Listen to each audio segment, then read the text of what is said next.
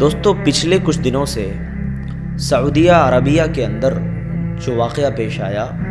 اور social media کی زینت بنا رہا، خصوصاً سوشل میڈیا پر اتنا زیادہ یہ ویڈیو وائرل ہو رہا ہے، آپ نے تھمبنیل سے اندازہ لگایا ہوگا کہ آخر ایسا کون سا واقعہ ہو سکتا ہے جو میں آپ کے سامنے پیش کرنے والا ہوں۔ آخر ایسا کیا اس واقعے کے اندر پیش آیا، ایسا کیا معاملہ پیش آیا کہ جس کے لیے مجھے ایک ویڈیو بنانا پڑا۔ دوستو دراصل معاملہ سعودی عرب کے ایک تاریخی شہر نجران کا ہے، جہاں کے رہنے والے محمد بن مرسل نے اپنے کزن کا قتل کر دیا تھا۔ قتل کرنے کے بعد اس کو جیل کی سلاخوں میں ڈال دیا گیا، اور جیل کی سلاخوں میں ڈالنے کے بعد کچھ دنوں کے بعد جب رہائی نصیب ہوئی تو عدالت نے یہ سزا سنائی کہ قتل کے بدلے قتل ہے، خون کے بدلے خون ہے،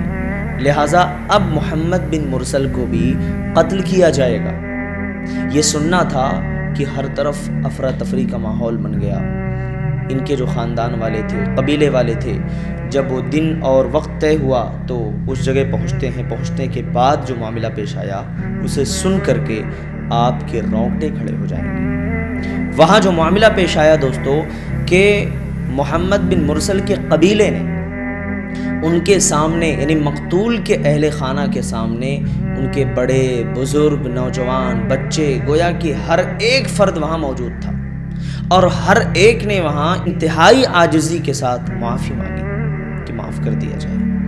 چھوڑ دیا جائے۔ دوستو میں اس وقت واقعہ بیان کر رہا ہوں، واللہ آپ کے رونگٹے کھڑے ہو جائیں گے، آپ کے رونگٹے کھڑے ہو جائیں گے کہ اتنا دردناک اور کربناک واقعہ، سعودی کا ایک ایسا قاتل جس کے بارے میں پوری دنیا نے دعا دیا ہو، یا جس کی مغفرت کی دعا پوری دنیا نے کیا ہو۔ سب نے عاجزی تو کی، لیکن عاجزی کی انتہا کر دی، مٹی اپنے سر پر ڈال لیا، اپنے پاؤں کو باندھ لیا، یعنی جو ان کی عزت کی چیزیں تھی سب اٹھا کر ان کے قدموں میں ڈال دیا، اپنے عمامے، اپنے کپڑے اتار دیے، عماموں کو، اپنی پگڑیوں کو ان کے پیروں پر رکھ دیا،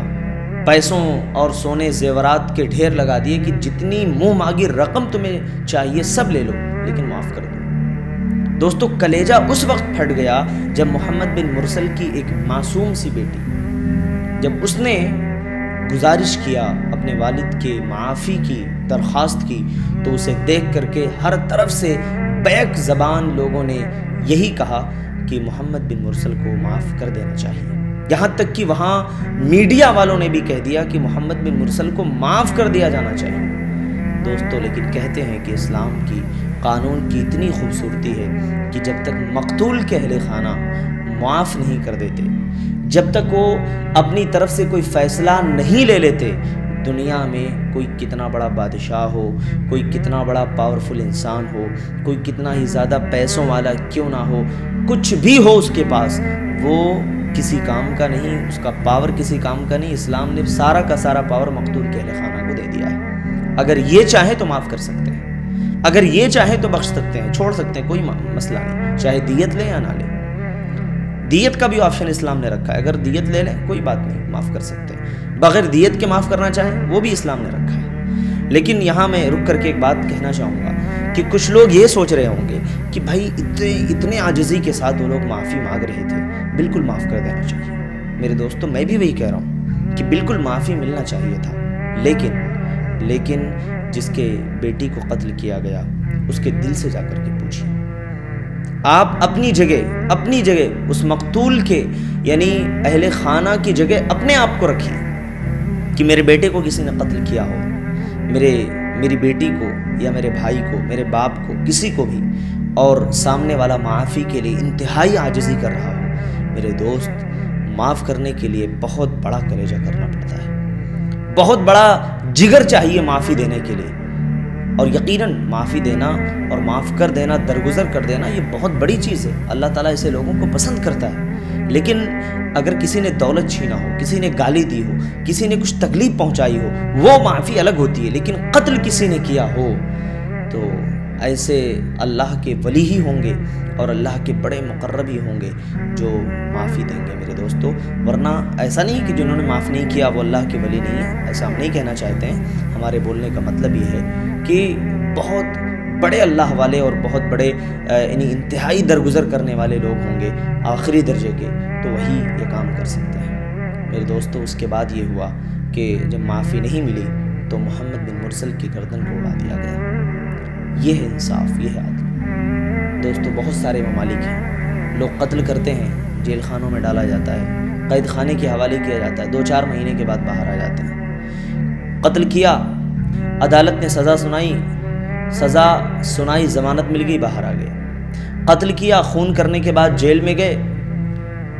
ضمانت مل گئی، باہر گھوم رہے ہیں، ان کا ویلکم کیا جا رہا ہے۔ ایسے جگہوں پر آپ دیکھو گے کہ قتل کا جو ریشیو ہے وہ بہت زیادہ، اس کا گراف بہت اونچا ہے،